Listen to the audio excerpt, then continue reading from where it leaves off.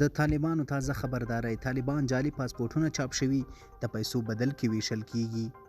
په سلامونه مو هرکلی کوم. د طالبانو حکومت د کورنیو چارو وزارت د پاسپورټ عمومي ریاست وایي په دې وروستیو کې یو شمېر کسانو په ګاونډیو هیوادونو کې جعلي کتابچونه چاپ کړي دي او د پیسو په بدل کې پاسپورټونه ویشي.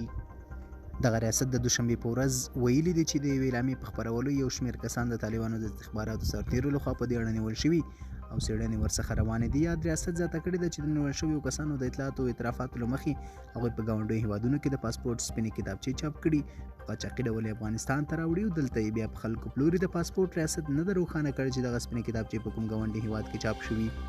په اعلامیه کې راغلي دغه کتابچې نه یوازې دا چې د پاسپورټ په اداره کې ثبت او راجستر نه دي، بلکې جعل یې په ډېرې اسانۍ سره پیژندل کیږي. په ډول پاسپورټ لرونکو کسانو سره به د مخامخ کېدو په صورت کې جدي چلند وشي. د پاسپورټ عمومي ریاست د پاسپورټ اخیستو څخه غوښتي چې باید د کمشنرانو او جعل کارونکو لخوا فریب ونه خوري او هیڅ چا د جعلي پاسپورټ ترلاسه کولو په بدل کې پیسې نه ورکوي.